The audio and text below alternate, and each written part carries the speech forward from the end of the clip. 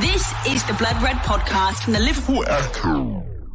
10,000 up for Liverpool. Diogo's getting hotter and hotter. Salah staying cool from the spot. Welcome along to the Debrief Live here on the Blood channel. I'm Guy Clarke.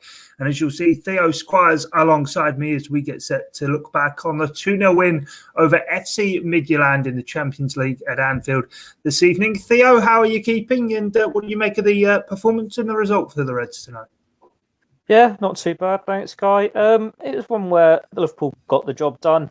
It's not really in the Champions League how you start, is it? It's how you finish, and that's all that matters. As Liverpool got the result. Jurgen Klopp obviously made a number of changes, but they've still got the win. While it might not have been pretty on the eye sometimes, and they've had a couple of scares along the way, all that matters at the end of the day is that they've got 2 wins from two clean sheets. It's actually their best start to a Champions League campaign under Jurgen Klopp. So while it might not be the most convincing performance you'll ever see from a Jurgen Klopp side, you can be very happy with how it's ended up. Yeah, certainly is the case. We're with you on Facebook and YouTube this evening. If you want to leave your thoughts with us, we will try and put as many of them on the screen as we can through the piece. But Theo, where do you want to start? The good, I suppose, Diogo Jota yet again scoring for the Reds, 10,000 up in all competitions, or Fabinho off in the first half with what looks like a hamstring injury just when the Reds couldn't really afford to lose another defender. Yeah, let's get the bad news out of the way first. I think every Liverpool fan would have been screaming in terror as soon as they saw Fabinho down. But he still got to his feet and he walked off. Granted, we don't know how serious it is at this time, but Liverpool, considering how their defensive shape is at the moment, they're not going to take any risks, are they, with Fabinho? If you've got a hamstring injury, you're not going to risk it and make him play on, especially against a team that you expect to beat quite easily. It's not as though they're playing like a Manchester City and it's a make or break fixture for them. It's not ideal, is it? Like when you've lost Virgil van Dijk, Fabinho was hopefully supposed to be that ready-made replacement. Granted, it's not his best position, but he's normally looked pretty solid there. And now it's like, well, what have Liverpool got? If he is going to miss a couple of games, if we're saying like it's just a normal pulled hamstring out for a few weeks, then you're looking to, if Joel Matip's not back, it's going to have to be a Rhys Williams or Nat Phillips. And then it's going to be such a young central defensive partnership. But Rhys Williams, he did all right, didn't he? He didn't have much to do, but it's just getting minutes under the belt for him, getting experience, another Champions League performance for him. It's hard to really critique defenders on a performance like that, where Midtjylland, they had a few chances they probably should have scored. There was that chance right at the death there, but Liverpool still got the clean sheet and still put a good victory in. You don't want to risk Joel Matip either, because I think before the derby, it was like, well, he probably shouldn't have started because he normally breaks down when you rush him back. And now Liverpool are in that scenario where Joe Gomez is the senior centre-back, considering the criticism he had a month ago after Aston Villa. It's been quite a month for him, hasn't it? And he's again another player who seems to have stepped up and he's really embracing that added responsibility in the team. Yeah, certainly the case. Let's stick with the defensive showing then. And as we got a message on screen there saying, get well soon, Fabinho, you'll never walk alone. It is at a time when Liverpool can't really afford to lose another defensive option. But Rhys Williams did come in tonight.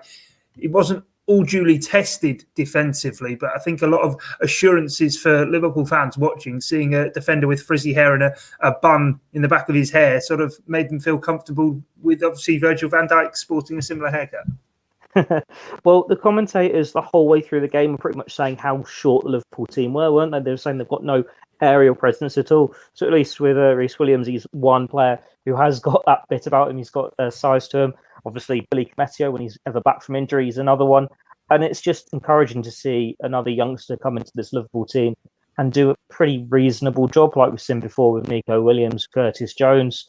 Liverpool probably a little short at times on these younger options, as we've seen with them registering squads this season, where they've needed to put like Harvey Elliott in the Champions League squad just to fill the quota for homegrown players. So it's always encouraging when you've got more coming through. And it was why Liverpool didn't sign a centre-back in the summer, because while the cause might have been there, Jurgen Klopp obviously had a lot of faith for Fabinho as this reserved option. But Liverpool have got 2 or 3 good young options who can step up. And while when that decision was made, no one would have expected to have seen Rhys Williams in 2 Champions League games. That's what's happened, and they've kept 2 clean sheets in the action he's got. He's not put really a foot wrong. Probably if he's going to keep on getting his chances, you're going to see him tested more than he was tonight. But it's a good start for him into what could be a promising Liverpool career if he can build on it. Yeah, probably not a game you'd say of two halves for Liverpool. First half certainly weren't at their free-flowing best. Of course, there were 4 changes ahead of the game. The normal front three, as we sort of refer to them all the time, all benched for this one. And I suppose Diogo Jota got Liverpool's 10,000th goal in all competitions, and he probably the only one of sort of the players who came in those forward areas, along with Xherdan and Shaqiri, who, for all intents and purposes, did create that first goal, were the only ones who really sort of stepped in and showed what they could really do. Obviously, Jota did start the weekend's game, but Takumi Minamino and Divock Origi, I'm sure tonight will probably be coming off that pitch thinking they maybe could have offered more. Well, you could see it on Origi's face when he came off, couldn't you? That he was devastated to only be given an hour as on the pitch. I think Jordan Henderson was straight over to him to just check he was all right going off. He's not really had many opportunities this season, apart from the Carabao Cup. And as soon as that competition was over, it's like a wake-up call for these players that where is the game time going to come from? If this was a normal season, that he wouldn't be getting the opportunities at all because the front three would just be playing week in, week out. But I think we've had this issue with Divock Origi now since the Champions League final. When he's had the opportunities, he hasn't really taken them. It's how he fits into this Liverpool team now. And when they've gone and signed Jota, when they've signed Minamino, he doesn't really. Like when you've got Liverpool's front three, the traditional front three, he was always a good reserve option, but it wasn't really the same fluid play from him if he was stepping in as one of the options. If Firmino was injured, it doesn't quite work the same. Liverpool aren't as effective as they are when they've got the players there. And then you've seen with Minamino come in and with Jota come in that it's more like for like. So you have to think with Origi's getting this opportunity, he's not taking it. The writing is on the wall for him. He has dropped down to 6th in the pecking order. Shaqiri is doing all right when he's getting his game time, so that means he could drop down even further. And it's just, he's not really doing the business, and it's hard to see him turning it around again. But we've said this about him before, haven't we? Like when he was the Champions League final hero, the Champions League semi-final hero, he didn't play until about October, November that season anyway. And then he got the winner in the derby, and it all kicked on there. He is this player that when he's in form and he gets that run of games, he's brilliant. When he's out of form, as he has been for this season, most of last season, he's just lost scores. He's not really contributing much. Going on to Minamino, I was disappointed in him tonight because when I've seen him in the past, he has looked good. He has looked promising. He's really contributed. And tonight, it was an opportunity for him. He didn't really take it. But it was always hard for these players when they're coming into a new system, a new front three, a new front four. When Minamino's had his options in the past, it has been amongst 2 of the front three, all 3 of them in a change of formation. He's not really had a chance to play with Jota, Shaqiri, Origi, apart from things like Lincoln City. So you can sort of forgive him there. It's not as though Jurgen Klopp's going to discard him at all, but it was a chance for him to show why he should be given the opportunity, and he didn't take it, and that's probably why Jota's ahead of him in the pecking order. If we touch on the Shaqiri slightly, I thought he did all right. He played his part, didn't he, in the first goal? He's one who, out of the whole players that came in, has probably the least action in recent months. We all know about his injury problems, but he's looked sharp when he's had the opportunities. He is contributing, and it's just about him finding his role in this Liverpool team. When he's been given this second chance to contribute, we'd still imagine he'll leave at the end of the season. He'll want more game time, won't he? But he can show what he's got, and then we'll finish on Jota, finish on the high. He looks a player. Great signing so far. His 3rd goal, and he's lively. That's why he is now the go-to option off the bench, and he's shown that he can also be that starting option. He might have come out of the blue, Liverpool signing him, but there's no regrets there. It's rare that you get a new signing who can make such an impact when they join Liverpool. We've seen Jurgen Klopp ease players and in the past, but Jota's certainly rewarding the face so far and showing why Liverpool spent the money on him.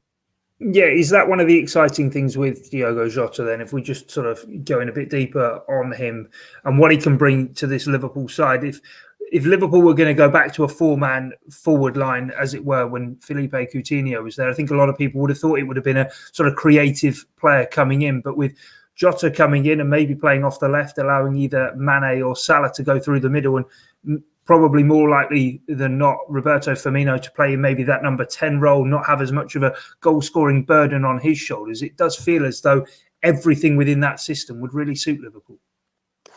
Yeah, but I think all of Liverpool's front three, front four have that flexibility. That it doesn't have to be the same position for all of them. They can rotate. It's what makes Manchester City, for example, so dangerous, that especially when they've got the strikers out. You don't know where these players are going to line up. They've just got like 6 attacking players who can play anywhere in that final third and cause problems. And I think Liverpool have been sort of trying to replicate that to an extent where they're not going to be as predictable. It's not just going to be the same front three week in, week out, where they can put them in different roles and it will be effective.